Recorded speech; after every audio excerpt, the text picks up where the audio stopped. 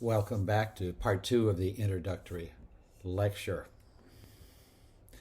In this section of the lecture, I'd like to talk for just a moment about the mystique of Texas, not only in Texas, throughout the United States, and indeed throughout the world.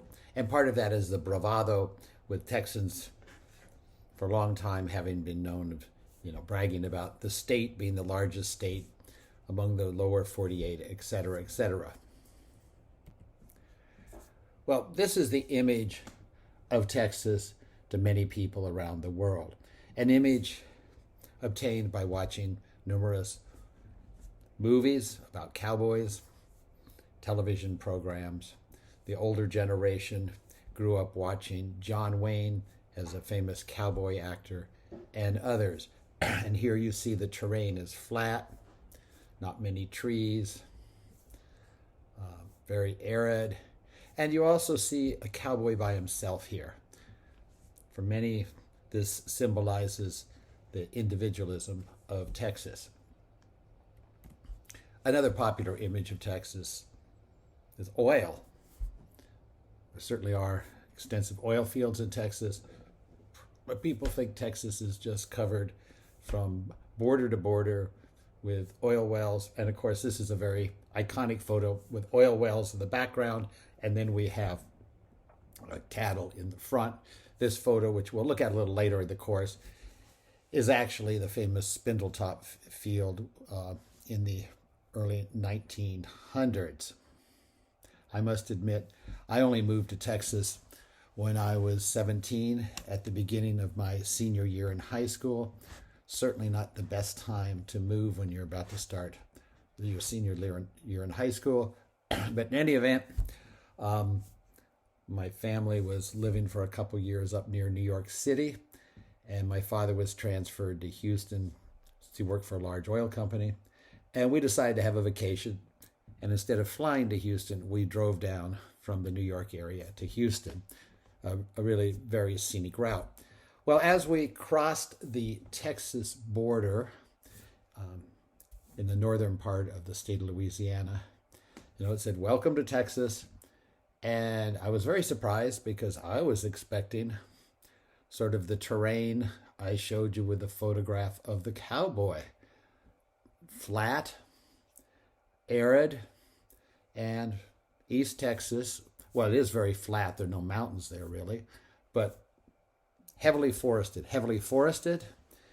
And we drove for hours and hours. And those of us who now live in Texas know that driving for hours and hours is no big deal in Texas. If you drive west from Houston, it takes 10 hours to reach El Paso, still in the state of Texas. And we drove and drove and drove, and finally we ended up in Houston and the Spring Branch Memorial area, which is also heavily forested. That certainly was not my image of Texas, which I had gained from watching, cowboy movies and other programs on television. Only when we took a trip to San Antonio and got like an hour or two west of Houston did I see what I had the stereotype of Texas. Now, many of you, I'm sure, have heard of Six Flags Over Texas amusement park, or perhaps you've even been there. This is the entrance to one of the Six Flag parks. And the question is, why is it called Six Flags? When I ask students, they usually can't remember. They vaguely recall having heard about it somewhere. Well, the reason is the geographic entity that we now call the state of Texas was part of 6 different countries, including the United States. And here we can see the flags.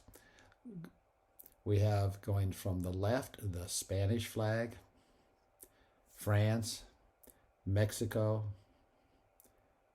Confederate States of America, the Lone Star flag when Texas was an independent country, and finally on the right, of course, the flag of the United States of America. These are those 6 flags with the dates, and we will study this extensively throughout the course. Now in Austin, being the state capital, of course, the Capitol building is there. And if you haven't been there, I encourage you at some point.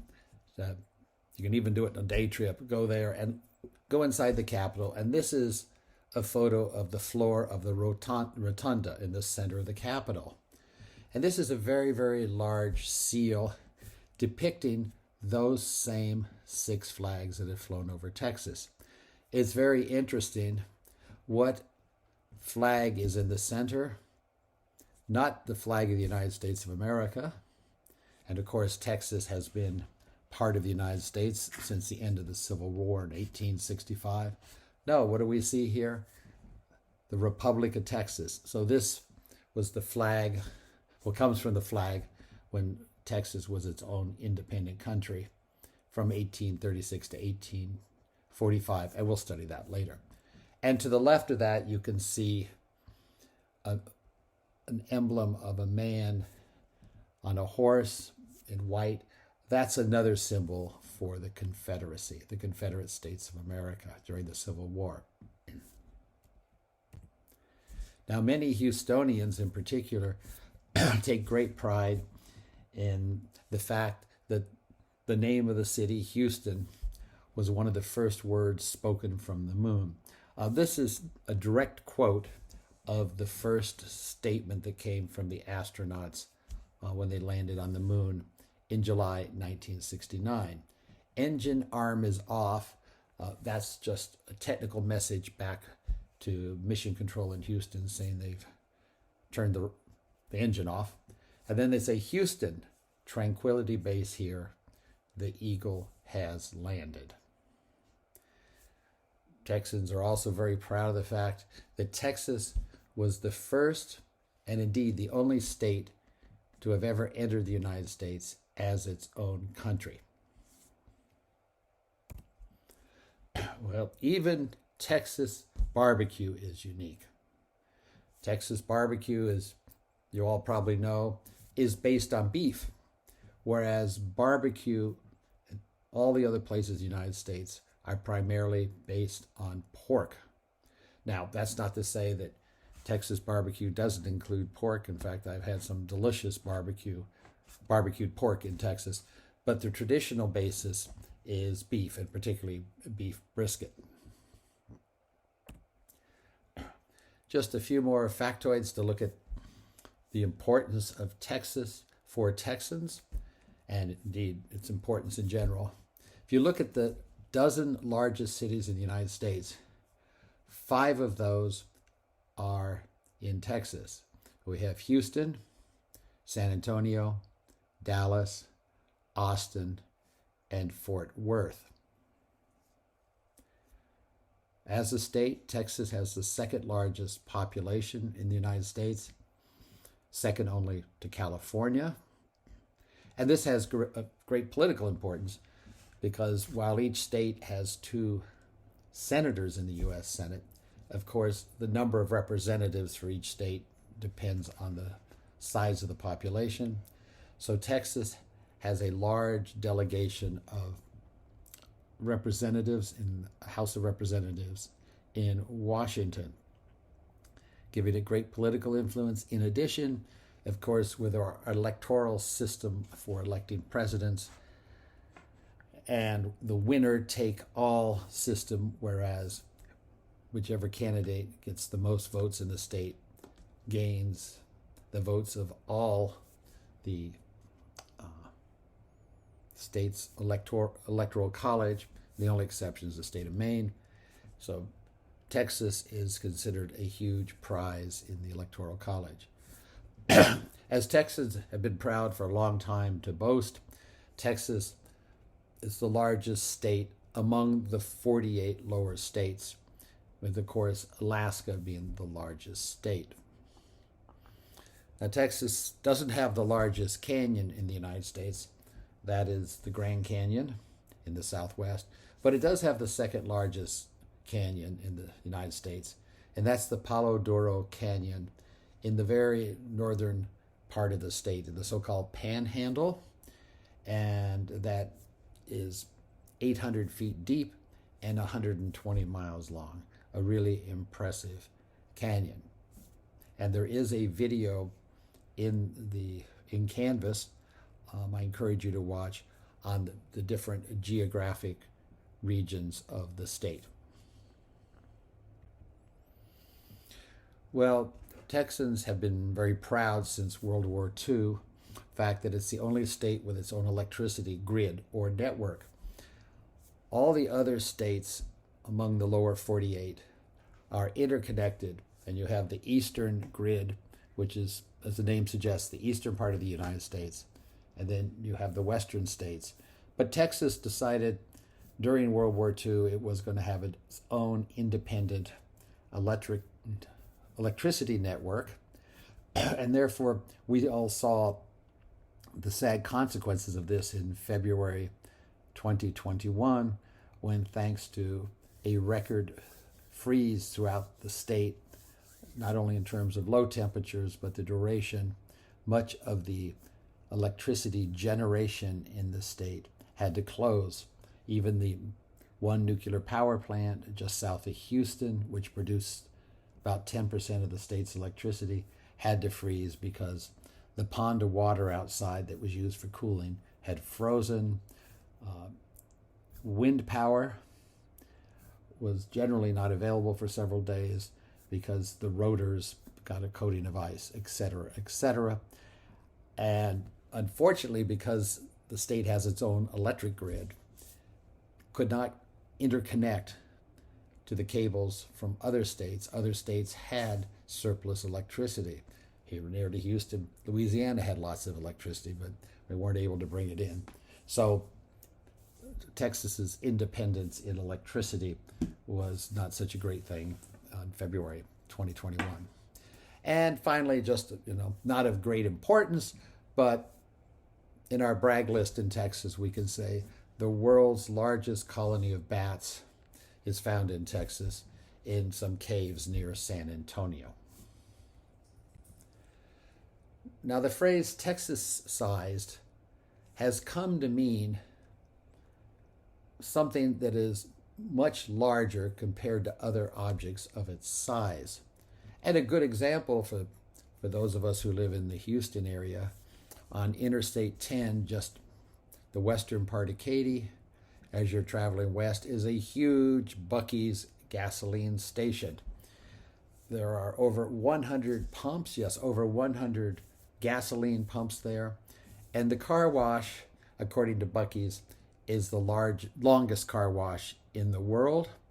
And I remember the first time I went there, it is long, and it's quite entertaining because the foam the soap, foam is in different colors, and they have lights and all. It's kind of like a discotheque or something. But that's what I would personally call a Texas-sized car wash.